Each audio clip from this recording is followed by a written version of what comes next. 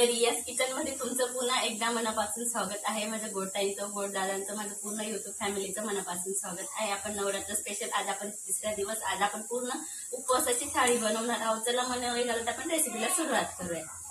सर्वात आधी आपण इथं भगर बनवणार आहोत. मी कढईमध्ये तेल, जिरे चांगलं तडतडून झालेलं आहे. 1.5 ग्लास पाणी ॲड केलेलं आहे. आता आपल्याला चांगली उकळी येऊ द्यायची, तोपर्यंत आपण भगर स्वच्छ धुवून घेऊ. मी दुसऱ्याकडे गॅसवरती बटाटे बॉईल करायला लावलेले आहेत आपल्याला वडे बनवण्यासाठी. चवीनुसार नमक ॲड करायचं आहे. भगर बनवायला जास्त टाईम वगैरे लागत नाही, त्यासाठी पटक्यात होते. इथं मी भगरला चांगलं धुवून घेतलेलं आहे. आता आपण ॲड करून व्यवस्थित मिक्स करून घ्यायचं आहे. अगदी 2 ते 3 मिनिटासाठी वरून झाकण ठेवून लो फ्लेमला चांगल्या पद्धतीने भगरला शिजू द्यायचं आहे. बघू शकतात 2 मिनिटानंतर खूप छान पद्धतीने, इथे तरी थोडं पाणी राहिलेलंच आहे, व्यवस्थित शिजलेली नाही आहे. तर आपण दुसऱ्या गॅसवर ठेवून इथं आपण आता कढी बनवून घेऊया. मी कढईमध्ये तेल, जिरे, राईला चांगलं तडतडू दिलेलं आहे. मी मिक्सरच्या भांड्यामध्ये शेंगदाणे आणि मिरची आणि ताक असताना ते व्यवस्थित बारीक पेस्ट करून घेतलेली आहे. मी इथं अर्धा लिटर ताकाची कढी बनवते. तुम्हाला हवी त्यानुसार तुम्ही कमी जास्त बनवू शकतात. तुम्ही दह्याची बनवत असाल तर दही किती खट्ट आहे त्यानुसार तुम्ही पाणी ॲड करू शकतात. मी तर अगदी अर्धाच ग्लासाचा पाण्याचा वापर केलेला आहे. चवीनुसार नमक. आता व्यवस्थित मिक्स करून घ्यायचं आहे.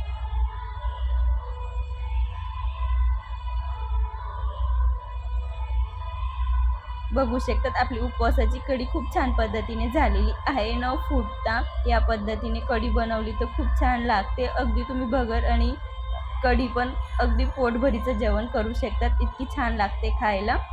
आता आपण चटणीची तयारी करून घेऊया. चटणीचं मी इथं शेंगदाणे आणि मिरचीला आधीच मिक्सरला फिरवून घेतलेलं आहे.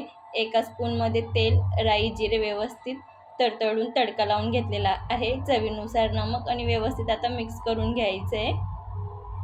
इथे आपली चटणी तयार झालेली आहे. आता आपण साबुदाणे वड्यांची तयारी करून घेऊया. मी तर 2 तासापूर्वी साबुदाण्यांना भिजवून ठेवलेलं होतं. साबुदाणे खूप छान पद्धतीने भिजवून झालेले आहेत. याच्यात आता मी हिरवी बारीक मिरची 2 कट करून ॲड करते आणि उकळलेले बटाटे पण आपण चांगल्या पद्धतीने मॅश करून ॲड करूया. इथे मी जिरे, भाजलेले जिऱ्याचं पावडर आणि भगरचे पीठ वापर करते 2 स्पून. याच्याने खूप छान पद्धतीने आपले साबुदाण्याचे वडे बनणार. अगदी क्रिस्पी ना, आत एकदम मऊसूतनी, जास्त तेल वगैरे पण लागत नाही. अगदी तुम्ही शॅलो फ्राय, डीप फ्राय पण करत असाल साबुदाण्याचे वडे आणि त्या वडे बनवताना 2 स्पून भगरचं पीठ तर वापरलं तर खूप क्रिस्पी बनतात आणि दिसायला पण खूप छान दिसतात आणि खायला पण खूप छान टेस्ट येतो. इथं सर्व मिश्रणाला पण एकजीव मिक्स करून घ्यायचं आहे. मी आता 2 स्पून शेंगदाण्याचं कूट ॲड केलेलं आहे. चांगलं हाताने मिक्स करून घ्यायचं आहे, जेणेकरून आपलं सर्व साहित्य व्यवस्थित एकजीव झालं पाहिजे, जेणेकरून आपले साबुदाणे वडे खाताना खूप छान लागतील. यात मी तिखटचा अजिबात वापर नाही केलेला आहे आणि आपल्याला वडे बनवताना अगदी हलक्या हाताने बनवायचे आहेत, जास्त प्रेस करायचं नाही आहे. मी तर गोल आकाराने बनवते, बॉल्स टाईप. तुम्ही टिक्की पण बनवू शकतात. अगदी तुम्ही air fry, shallow fry, deep fry पण करू शकतात. मी तर आप्पे पॅनमध्ये लावणार आहे म्हणून गोल बनवते. बघू शकतात किती गोल गरगरीत झालेले आहेत आपले साबुदाण्याचे वडे.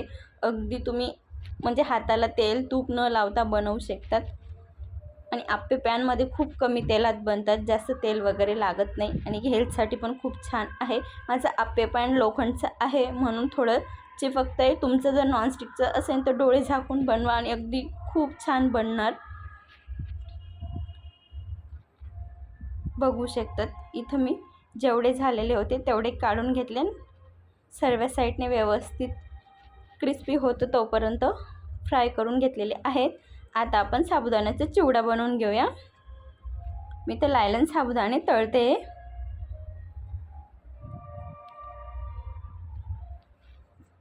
हे तळायला थोडा जास्त टाईम लागतो. खूप छान पद्धतीने तळले जात आहे आणि तेल थोडं जास्तच गरम झालेलं आहे. आता आपण गॅसची फ्लेम इथं लो करून घेऊया. अगदी मी इथं गॅसची फ्लेम बंद करून दिलेली आहे. शेंगदाणे तळण्यासाठी आपल्याला जास्त तेल वगैरे गरम नको आहे म्हणून. बघू शकतात अगदी लवकरच शेंगदाणे तळून झालेले आहेत. आता आपण याच्यात नमक, लाल तिखट व्यवस्थित मिक्स करून घ्यायचं आहे. आपला साबुदाण्याचा चिवडा पण तयार झालेला आहे. बघू शकता तुम्ही व्हिडिओमध्ये दाखवल्याप्रमाणे. जर या पद्धतीने तुम्ही अशी मिनी थाळी बनवली तर ज्यांना उपवास करायचा कंटाळा येत असेल ते पण आवडीने उपवास करणार. आणि रोज रोज साबुदाणे बटाटे खाऊन कंटाळा आला असेल तर नक्की एक वेळेस ही मिनी थाळी बनवून बघा. अगदी साधी आणि सोपी आहे आणि खूप पटक्यात होते. रेसिपी आवडली असेल तर प्लीज चॅनलला नक्की सबस्क्राईब करा. अशा छानशा रेसिपीसोबत भेटूया. तोपर्यंत मस्त खा, स्वस्त राहा, सर्वात महत्त्वाचं आनंदी राहा. आणि हो, माझ्या गोड यूट्यूब फॅमिलीला हॅपी नवरात्री. पुन्हा अशाच छानशा रेसिपीसोबत भेटूया. तोपर्यंत धन्यवाद.